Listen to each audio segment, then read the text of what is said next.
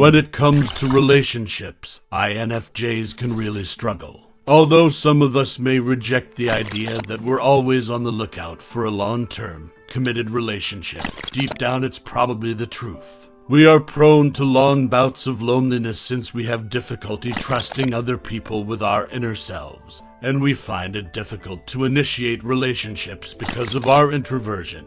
However, we can make fantastic partners for the right person. If, like me, you are a young INFJ, you may never have experienced a serious relationship. Also, like me, if you have family and friends who fail to comprehend the whole MBTI personality thing, your lack of serious relationships may come under much scrutiny, and said family and friends may insist on giving you unsolicited advice. If, again like me, you are sick of hearing these comments, then please know that you are not alone.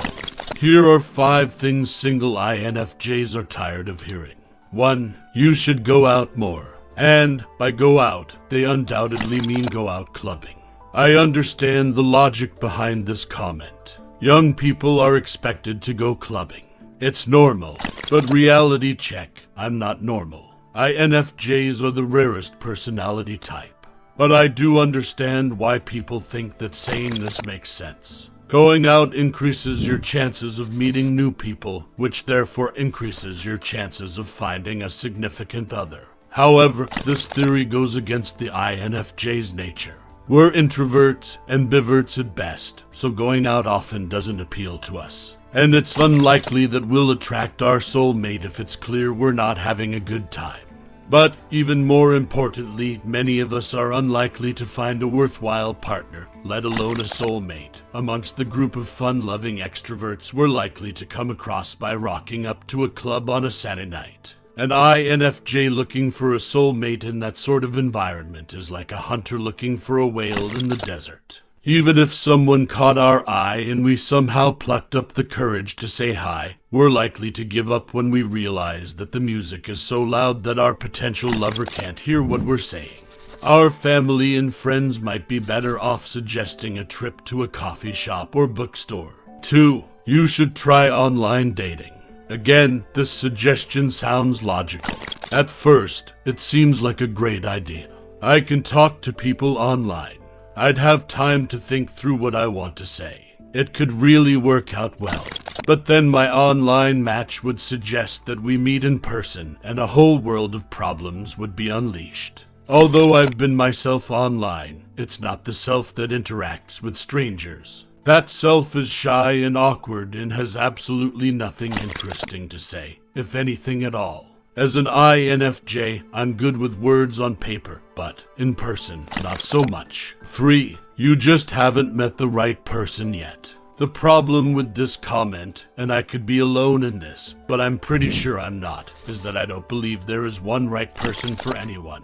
I don't believe in soulmates or perfect partners. Instead, I believe that some people are simply better for me than others. Someone once gave me the brilliant idea of taking a personality test from the perspective of my dream partner, and when I did, the result I got was ENFJ.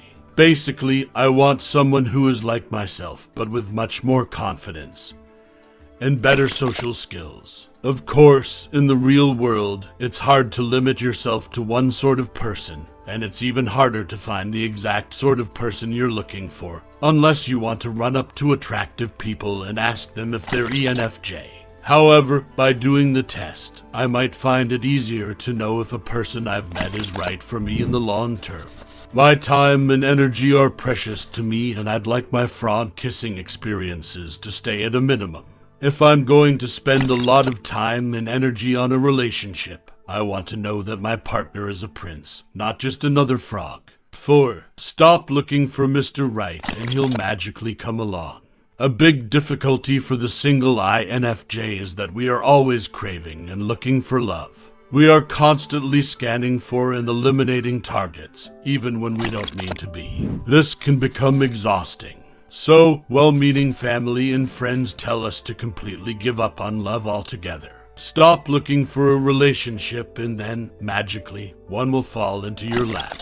In reality, our best chance of finding love is probably allowing it to develop from a close friendship. This way, we've already developed the trust and we're not putting pressure on ourselves or our potential suitor. But this, too, is difficult because the attraction is likely to make us nervous, especially if we're just friends. Plus, INFJs are overthinkers, so we'd have to find a way of tricking our own brains into believing that we don't actually want to be in a relationship, even when we do. 5. You've never been in a relationship, so don't pretend to know what it's like. Now, this one is the worst, and there are 2 ways of saying it. The first comes from people who love you, your close friends and family. They don't mean to sound harsh, but it feels very condescending and you might hold a grudge against them for it. And, of course, you'll never be able to tell them that it has upset you because you can't find the right words. So they'll probably never realize they've said anything wrong.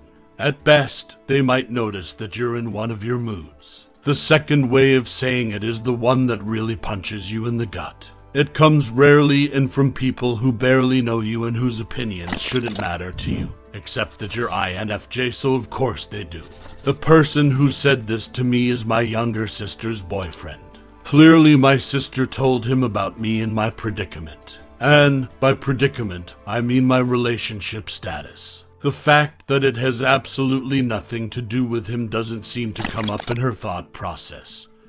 Or, indeed, in his. Yet he decided to bring up my lack of relationships during an argument between my sister and me, to which he was a witness. My sister is an INTJ personality type. She possesses the INTJ weaknesses of arrogance and passing judgments on others. She downright refuses to take my advice on board if she knows I haven't experienced the exact same situation myself. She ignores my INFJ ability to put myself in another person's shoes and instead brushes my opinions off as irrelevant. And that is exactly what was happening when her boyfriend decided to get involved. Contrary to her opinion, I think that the complete opposite of what people say to me is true. I know all too well what it's like to be in a relationship. I can feel it every time I watch someone fall in love and every time it all shatters to the ground. And maybe that's why I'm a single INFJ. But at least I know who I am and what I'm looking for.